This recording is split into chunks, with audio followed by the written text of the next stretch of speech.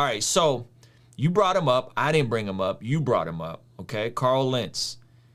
Do you think there was any connection with the flamboyant consumerism, the way he dressed, the celebrity appeal, running around like a rock star, which looks very cool from the outside? Like if you are a hype beast, if you are into the culture and into what's happening in society, he's hanging with Jay-Z, he's on the Breakfast Club. Drake. All that is Drake, yeah. He leaves his family's barbecue to go play basketball with Drake. Like all that stuff looks super cool. However, when you see what happened after the fact, and he's getting help and they're working on it, I'm really praying for Carl Lentz, because I feel like that brother has a gift of communicating. But do you think when you hear that and then there's this consumeristic attachment to it, right?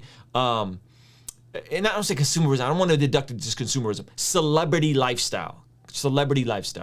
Do you think there's a correlation to that and the potential moral breakdown that followed? I don't know if it's as much about the stuff as it is about the environment. And I'll say this, Carl was kind enough to reach out pretty early on, and he heard me out, and we spoke on the phone extensively, basically telling him where I was at, because I didn't, a lot of this fell in my lap. And so I really didn't have a strategy or a plan or really like a theology for this kind of thing. It was just like blew up and I had to react to that. But him and I talked within weeks of starting the account, which is crazy to go from just being nobody and using your iPhone and then having some of these larger than life names reach out to you for a thing that you did on Instagram.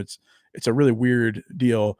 I think there's the thing that concerns me more than even living a celebrity lifestyle or anything is the structure of churches now that are not, I don't know, associated with a denomination or something, where you have these massive, like multi-million-dollar corporations with several different profit verticals that are run by a pastor couple at the top, a husband and a wife that essentially make all the decisions, that disperse all the funds, that have pretty much no oversight. And I think that's a bigger issue, where it's like, we hope that everybody's living above board at that level. But if you have unlimited money and unlimited access to travel and to, beautiful people and green rooms and all that kind of stuff, like why? It seems like it would be pretty easy to get sucked into that. I don't know. I haven't talked to Carl since like May of 2019, so I can't pretend to know anything about his situation. I too am praying that he can. I know he's getting help, so like I pray too that he can make a comeback and do something great for the world, because you're right, he does have a gift for speaking, and he's a good looking freaking dude. But yeah, that the bigger issue to me is just like, and you mentioned it, like the insulation, where you can be at the top making all the decisions and really kind of get away with whatever you want.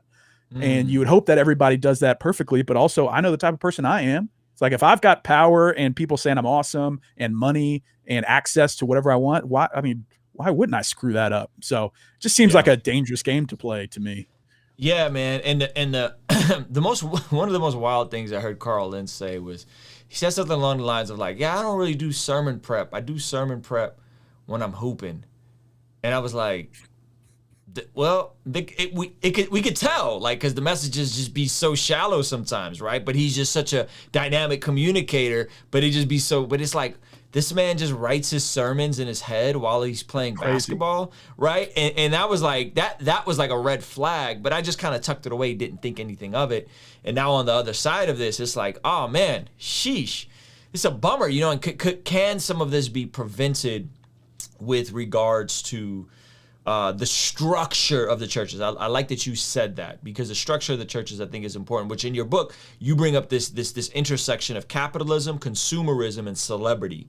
And you said capitalism is the system that we live in. Consumerism is what capitalism makes us, which is consumers, right? And then celebrity is honestly our heart's natural default to elevate certain people into positions of power. Or to strive for that.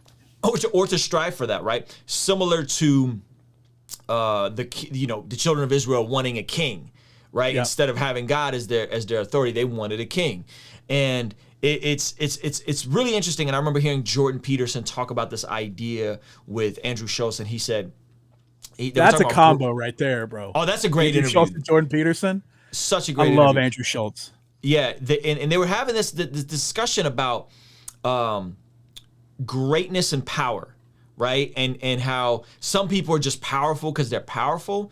And Jordan Peterson kept saying, no, the people that have power, we actually want them to be great at something, and therefore they have influence, they have power, they have access, right? But in our society, it doesn't always work that way. There's people with power and influence who aren't necessarily great or proficient in anything. They're just famous for the sake of being famous, the whole right? Paris Hilton thing, yeah.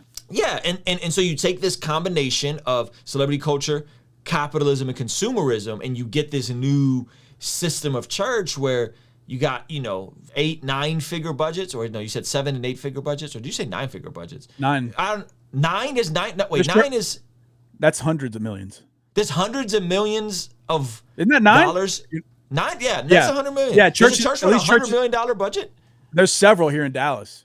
Each year, take in over 100 million, have a budget that is the same amount.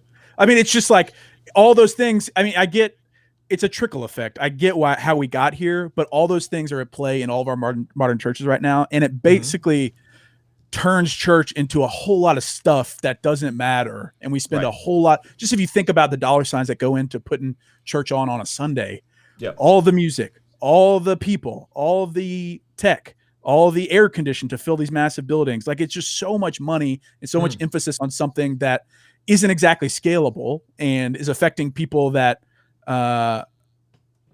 are there to consume for basically entertainment in a lot of ways. It's just, I want to be the type of person that asks the question, is there a better way to do it? Like, I'm not a hater. Like, I go to a church that has all that stuff here in Dallas, and it's served us really well, and we've been able to serve there too.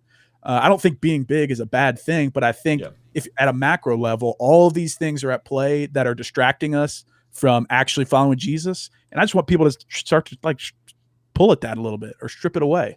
My question becomes is does some of these guys just kind of fall victim to it? Like, this is the this is the new normal. This is how we build things. This is what it is. If you're a popping pastor, you can't build a church and then go plant smaller churches or say, hey, we're going to get to this size. And after this point, more people isn't more success. More people is more headache. More money is not more happiness. It's more headache. It's more stewardship, right? So we're going to plant more churches. But no, you don't plant churches. You got to plant satellite churches, which all then revolve around the personality of the pastor, right? Because they become the brand. That's what attracts new people. That's what attracts donors. And if your theology is based on one dude at the top, that's eventually going to fail you, and your theology is going to disappear like a freaking mist, because dudes are going to fail you. And how many times do we have to see dudes fail us for us to not reconsider us continuing to put a guy or girl at the very top and risk severe fallout? Like, there's just so much at risk here, I think. So someone in the chat asked, has it become a business? And clearly it has. The question is it good? Right? Because I don't have a problem with a church being on top of their business. If a church is stewarding their money correctly, if a church is taking care of their staff, I don't have a problem with that. I think the issue is, when is it too much? When is it too big? When is it lack of oversight? Absolute power corrupts absolutely, right? When do those lines get crossed? And that's where I think you're striving for that nuance in your book, and what you're exploring is how does this all fit? How does this all work together? And a lot of us just haven't even considered it. Like, we've accepted all these norms as the status quo. Like, this is what successful church looks like: bigger buildings, more people, beautiful people, better production, book deals, money or music licensing, all that, commercial real estate, all this kind of stuff. But nobody's asking hey, who's saying that this has to be what a successful church looks like? And it very quickly can turn into a business. Now, again, throughout the entirety of my account, I hold to that. I don't, much like you, I don't have a problem with people making money. I think pastors should be compensated well. That's a hard freaking job. And I've got my MBA. I want to make a profit. I believe being profitable drives innovation in a lot of ways. I don't vilify anybody for doing that, but I think if our church is the way by which we make all of our profit, I think there's something there that God, I think God cares if we turn his house into a marketplace. And if it's all about securing the bag and, you know, growing more and getting more music licensing, all that kind of stuff, dude, it's like we got to reevaluate some things. Kingstream Entertainment. Ruslan